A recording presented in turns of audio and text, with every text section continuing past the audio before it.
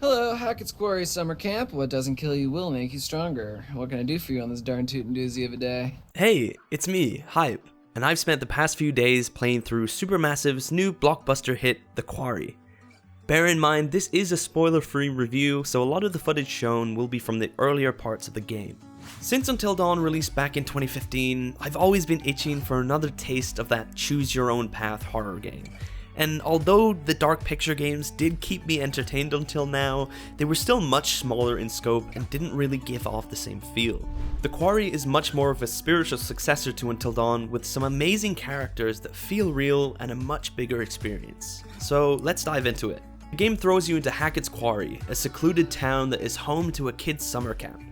You play as a group of counselors who are stuck there for one last night, so they decide to throw one last party as a send-off to summer. Each character has their own problems, such as the jock type Jacob not wanting his summer fling with Emma to end. You know, typical teenager stuff. I found myself liking all of the main characters, and more importantly, how they acted with each other. Collect our bags and away from this mosquito-infested backwoods dump.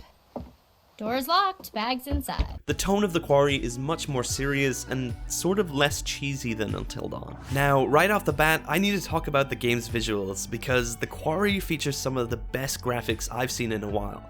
Some scenes even tricked my eyes into thinking they were live action, and with the help of the amazing cast and their acting, it all felt believable and ended up being something that was hard to put down. Yeah, I guess. Jacob, I thought we agreed that us, it's just supposed to be some summer fun. There were a few graphical glitches I encountered on the Steam version of the game, but they should hopefully be ironed out with a day one patch. Gameplay wise, it follows the same formula as Until Dawn, where you choose how your characters act in conversation. This will affect how certain characters act towards you, so I opted to make sure that everyone was on the same page and not cause any bad blood. Finding clues to help you along your journey is important for you and the counselors to know what exactly is going on here. Evidence of everything that's happened in Hackett's Quarry can also be found and is important to collect.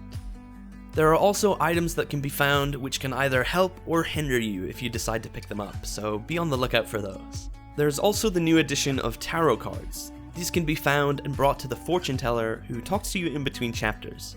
These tarot cards can show you possible outcomes that you can either choose to avoid or achieve, and may not be specific to your playthrough.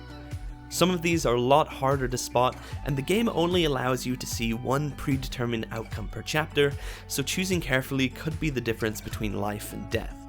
Combat and chase sequences see the return of quick-time events, where messing up could see you lose one or more of your characters. The don't breathe mechanic is back, but is slightly different, where this time around you're holding a button and waiting for safety as opposed to a heart rate monitor like in previous games.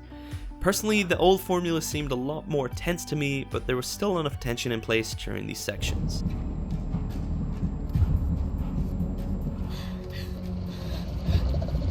A welcome new feature is the addition of a movie mode, where you can choose a predetermined outcome and sit back and watch all of the cutscenes with no needed input, meaning you can see a couple more playthroughs with no stress of messing up. This was a great feeling after beating the game to see a lot more of what The Quarry has to offer. Overall, The Quarry, in my opinion, is Supermassive's best work to date, and really pulls you into its roughly 10-hour runtime. It's filled with chilling scenes and some twists that weren't as predictable as I anticipated, packed with jaw-dropping visuals and a killer soundtrack. It's really worth picking up and playing through at least a couple of times. Are you looking forward to picking up The Quarry? Let us know in the comments who your favorite character is, and if you want to stay up to date on the biggest releases this year, then subscribing is the best way to do so. That's all from me. Thanks for watching.